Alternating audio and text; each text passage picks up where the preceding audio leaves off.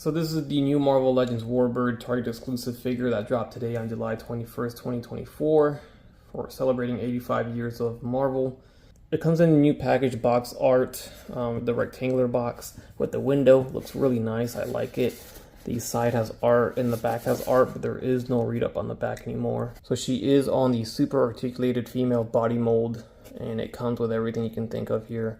As you see, the butterfly joints here. So you can expand her arms in and out. We have bicep swivels, double jointed pinless elbows, a diaphragm joint, as well as an ab crunch at the lower abdominal area. So all the range you could think of for the upper torso. At first I didn't see any thigh swivels, but they're actually right here. So she does have that. Double jointed pinless knees, as well as the ankle hinge forward and back, and a rocker at the foot. Your standard wrist swivels, the hinge. And of course, for the neck, we have a ball jointed hinge, although the hair is not going to allow her to really move that head at all. But I'm really excited for this body mold to be used more, especially with other figures. I think it's going to be a win for sure for future Marvel Legends. I think a lot of people are excited for this figure and for more figures to use, you know, a body like this. She does come with a separate head sculpt here. With a slightly open mouth. So if you pop this off, now her hair is not as windswept as it was. It's still pretty big. It's still going to get in the way of her head motion, but it is a separate or a different way to display her. And they're both really good head sculpts too. I think they're both really nice. She does come with some effects here as well for her hands, and then she does have open hands to go along with her pair of fists that are on the figure itself out of the box. Just playing around with the articulation here, you can do a lot with it, and it's what makes this so exciting for future releases, because there was a point where we could never do anything like this with female figures, or even male figures at that. Like, this is awesome. It's nice to see where we're at right now with articulation in Marvel Legends for sure. You know, to where we can really get these things looking natural and realistic more and more every year. It's just very exciting.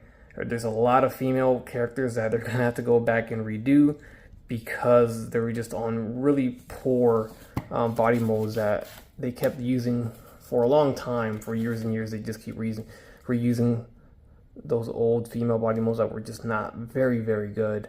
So hopefully we do get a lot of other characters that desperately need a redo now. And there she is next to the figure that I guess started it all with this new body mold. We have the Black Widow on the super articulated body there. The first time we got introduced to it was this Black Widow, and you can see where, you know, everything matches up with this Warbird now, with the lower abdominal ab crunch and the diaphragm joint. We got the butterfly joints there. Of course, the torso is different because this one has the collar for her shirt, and it's got the cleavage there and everything.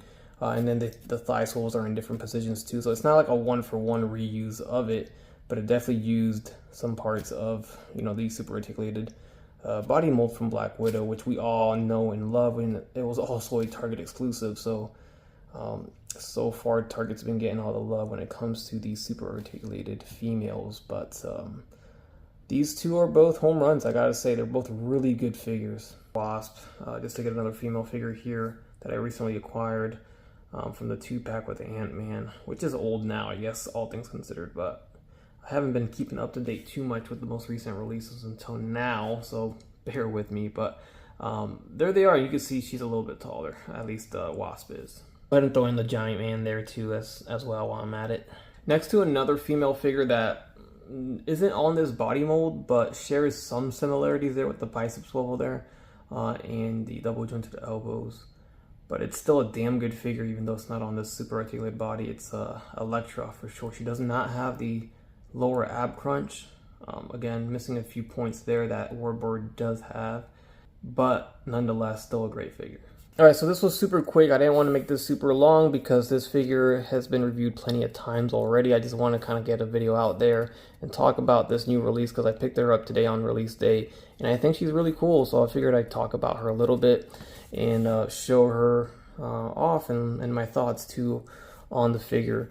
But this thing gives me a lot of good hope for the future of Marvel Legends. I never lost hope, not to make it sound like I did.